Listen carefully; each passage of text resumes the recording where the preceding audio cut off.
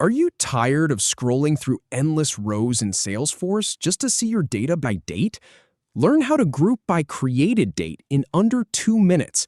First, we'll open the report, then edit it to add the created date column, and finally, group and save. Let's dive in.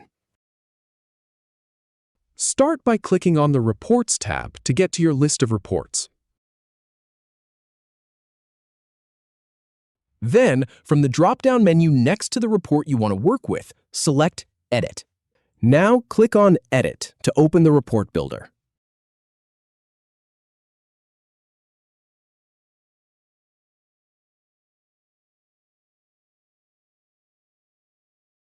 In the report builder, click on Add Column and start typing Created to filter the fields. Then, click on Created Date from the search results to add it as a column.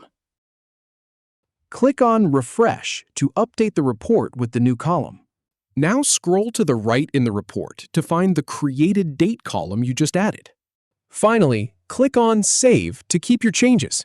And that's it. You've successfully grouped by date in Salesforce. If you have any feedback or if any info is inaccurate, please leave a comment below. We'll do our best to answer or redo the video if needed. Thanks for watching.